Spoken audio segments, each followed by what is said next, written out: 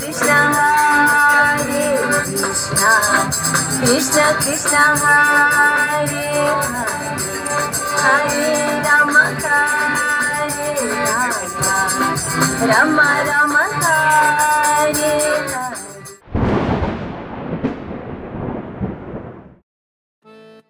মথুরা ভারতের পবিত্র স্থানগুলোর মধ্যে একটি। রাস্তার পাশে বেশ কয়েকটি মন্দিরের সাথে সারিবদ্ধ হল মথুরা শহর, ভগবান শ্রীকৃষ্ণের জন্মভূমি, যা ভারতের একটি বিখ্যাত তীর্থস্থান। বন্ধুরা, গত পর্বে দেখেছেন বৃন্দাবনে থাকা ও খাওয়ার বিষয়। আজ থাকছে মাত্র এক বেলায় মথুরার প্রসিদ্ধ স্থানগুলো কিভাবে ঘুরবেন। বৃন্দাবন থেকে মথুরার দর্শনীয় স্থানগুলো পৌঁছাতে খরচ, সময়, মন্দির খোলা ও বন্ধের সময়সূচি, এক কথায় মথুরা যাত্রার সঙ্গে জুড়ে থাকা সমস্ত বিষয় থাকছে আজকের ভিডিওতে। বন্ধুরা, আজ আমি শেয়ার করছি মথুরা ভ্রমণের কয়েকটি তথ্য, যা মথুরার দর্শনীয় স্থানগুলো দর্শন করতে আপনাদের সাহায্য করবে। যারা মনে করছেন মথুরা বৃন্দাবনে আসবেন, তারা এই ভিডিওটির মাধ্যমে বেশ কয়েকটি তথ্য জানতে পারবেন। ও যারা এখনই আসছেন না, ঘরে বসেই দর্শন করুন মথুরা। চলুন বন্ধুরা, দেখে নিই মথুরার 10টি প্রসিদ্ধ স্থান।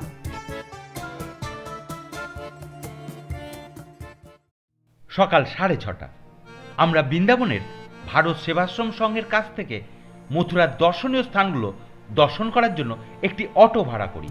ভাড়া পড়ল 450 টাকা।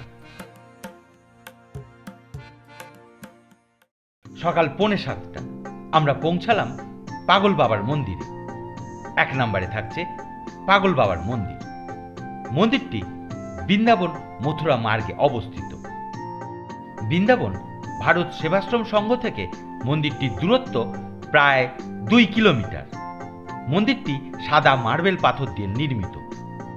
মন্দিরটি 1969 সালে নির্মিত। মন্দিরটি 9 তলা, প্রত্যেক তলায় আলাদা আলাদা মন্দির আছে।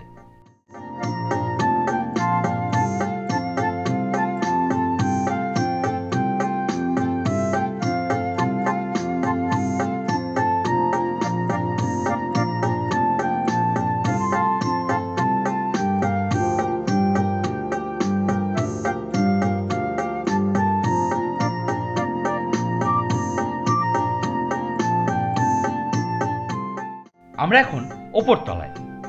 এখান থেকে মন্দির ও বৃন্দাবনের শোভা খুবই মনোরম। মন্দিরের নিচতলায় রামলীলা, কৃষ্ণলীলা এবং পাগল বাবার ঝাঁকি দেখা যায়। ঝাঁকি দেখার জন্য এন্ট্রি ফি মাত্র 10 টাকা। মন্দির দর্শনের সময় সকাল 5টা থেকে সকাল 11:30, আবার বিকাল 3টে থেকে রাত 9টা। তবে শীতের সময় 1 ঘন্টা আগে বন্ধ হয়।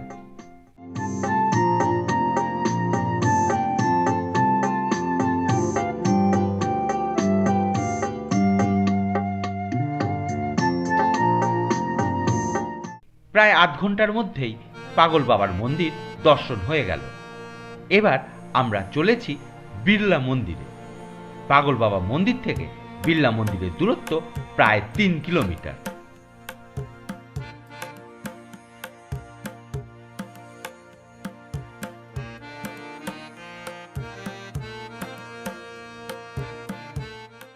আমরা প্রবেশ করছি বিড়লা মন্দিরে। 2 নম্বরে থাকছে বিড়লা মন্দির, যা গীতা মন্দির নামেও পরিচিত।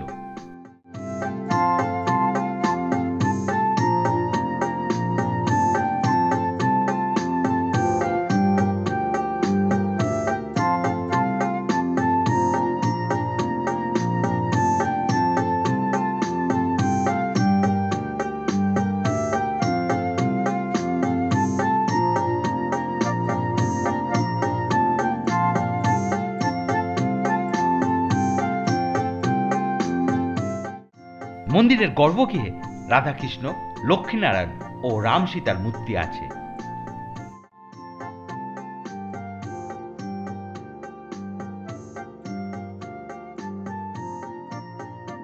বিড়লা মন্দির বিখ্যাত এই গীতা স্তম্ভের জন্য। এখানে ভাগবত গীতার শ্লোকগুলো খোদাই করা আছে। এই স্তম্ভটির উচ্চতা 18 মিটার।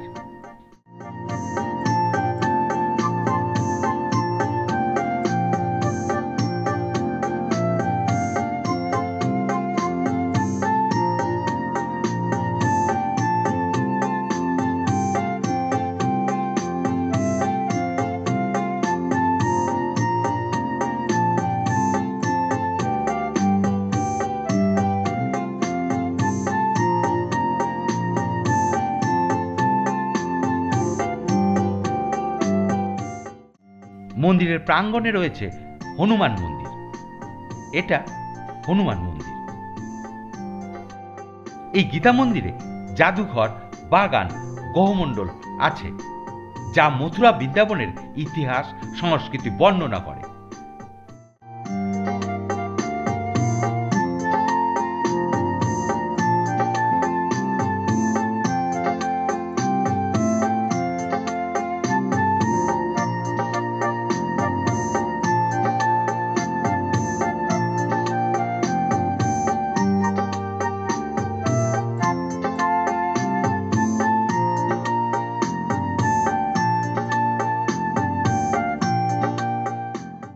গীতা মন্দির দর্শন করে আমরা এখন চলেছি গায়ত্রী তপভূমি। লিস্টে 3 নম্বরে থাকছে গায়ত্রী তপভূমি। আমরা এখন গায়ত্রী তপভূমিতে। গায়ত্রী তপভূমি 1950 সালে পণ্ডিত শ্রীরাম শর্মা প্রতিষ্ঠা করেছিলেন। এই মন্দিরের ভিত্তির মধ্যে রয়েছে 2400টি তীর্থস্থানের পবিত্র মাটি এবং জল। গায়ত্রী তপভূমির যজ্ঞশালায় একটি অখণ্ড অগ্নিশিখা আছে। এই পবিত্র শিখা, যা 700 বছরের পুরনো অগ্নি থেকে প্রজ্বলিত করা হয়েছে।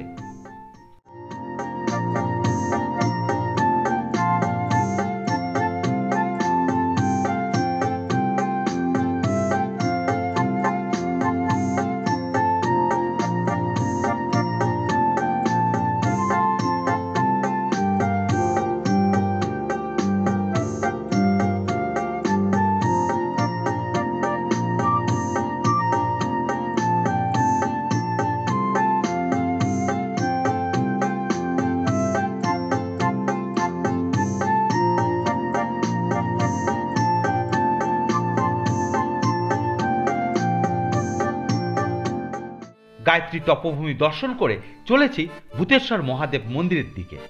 বৃন্দাবন থেকে ভূতেশ্বর মহাদেব মন্দিরের দূরত্ব প্রায় 10 কিলোমিটার। গায়ত্রী তপভূমি থেকে মন্দিরটির দূরত্ব প্রায় 4 কিলোমিটার। অটো থেকে নেমে কয়েক মিটার হেঁটে চলেছি মন্দিরে। মন্দিরের যাত্রাপথে আছে আরও কিছু মন্দির। মন্দিরের পাশেই পুজোর যাবতীয় উপকরণ পাওয়া যায়। লিস্টে 4 নম্বরে থাকছে ভূতেশ্বর মহাদেব মন্দির।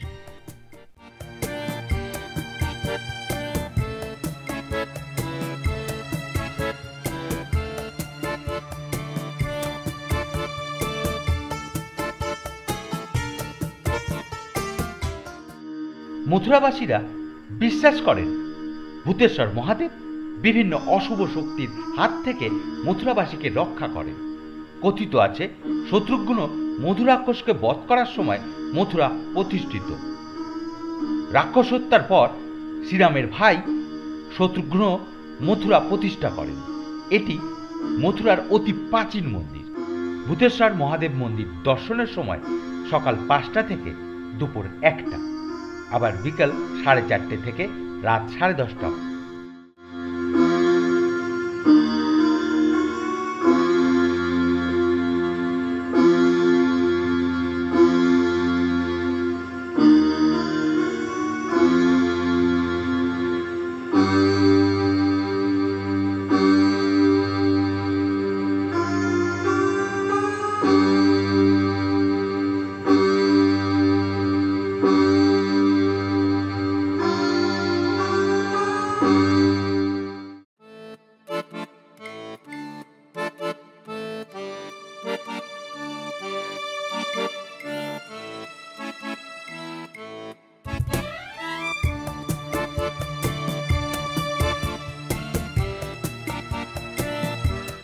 ভূতেশ্বর মহাদেব দর্শন করে আমরা চলে এসেছি শ্রীকৃষ্ণের জন্মভূমি মন্দিরে।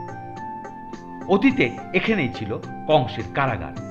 5 নম্বরে থাকছে শ্রীকৃষ্ণের জন্মভূমি।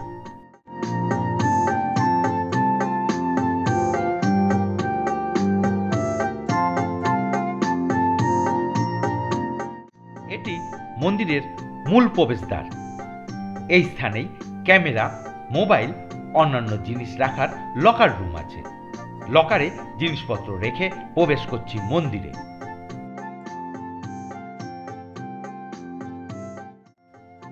এই কংসের কারাগারই ভগবান শ্রীকৃষ্ণের জন্মস্থান।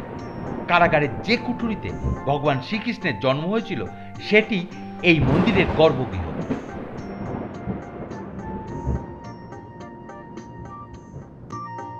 মন্দির দর্শন করে চলে এসেছি বাইরে। এখানে বিনামূল্যে ভক্তদের প্রসাদের ব্যবস্থা আছে। দর্শনের সময় সকাল 5টা থেকে দুপুর 12টা, আবার বিকাল 4টে থেকে রাত 9:30। কংসের কারাগার দর্শন করে এখন আমরা চলেছি দ্বারকাধীশ মন্দিরে। দ্বারকাধীশ মন্দিরে যাওয়ার পথেই দেখে নেব কয়েকটি মন্দির ও কংসটিলা।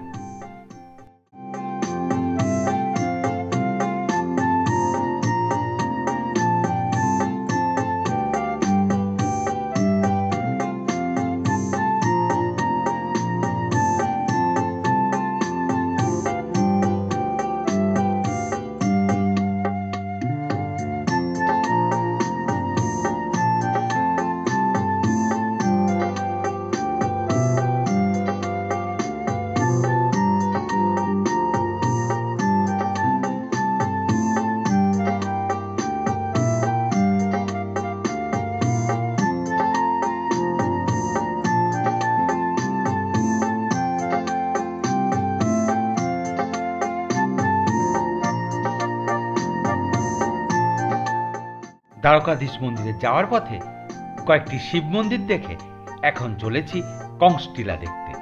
6 নম্বরে থাকছে কংসটিলা। বেশ কয়েকটি সিঁড়ি পার হয়ে পৌঁছাতে হয় কংসটিলায়। এই কংসটিলা থেকেই সামনের দিকে একটা পথ চলে গেছে দ্বারকাধীশ মন্দিরের দিকে। আমরা আগে দেখি কংসটিলা, তারপর দেখছি দ্বারকাধীশ মন্দির।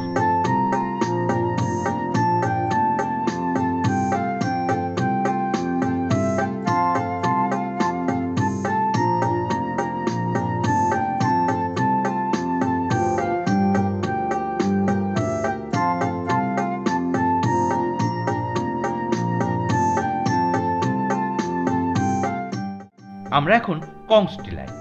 এই স্থান থেকে যমুনা নদী ও মথুরার দৃশ্য খুবই মনোরম।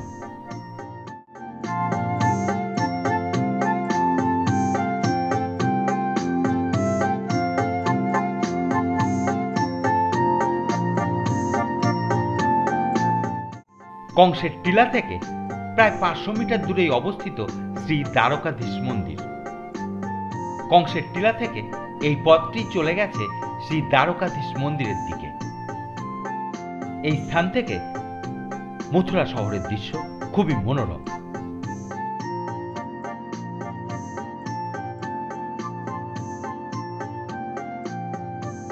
আমরা এখন দর্শন করছি শ্রী দ্বারকাধীশ মন্দির। 7 নম্বরে থাকছে শ্রী দ্বারকাধীশ মন্দির।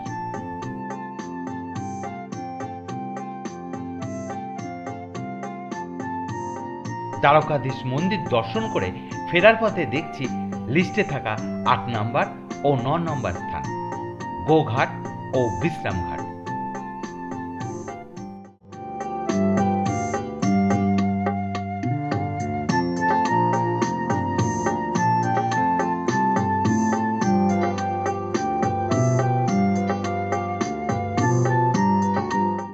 এখন আমরা মথুরার প্রাচীন হনুমান মন্দির। 10 নম্বরে থাকছে হনুমান মন্দির। এই হনুমান মন্দির গোঘাট, বিশ্রামঘাট, মহাকাল ও গ্রীষ্মেশ্বর ও অন্যান্য শিব মন্দির সবই কংসটিলার কাছে অবস্থিত, যা পায়ে হেঁটেই দর্শন করা যায়।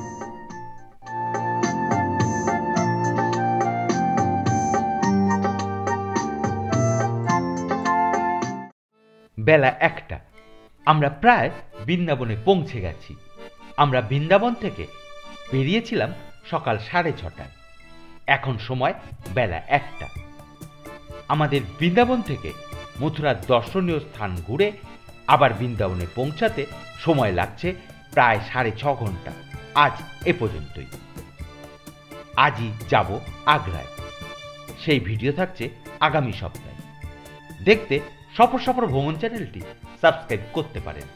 ধন্যবাদ।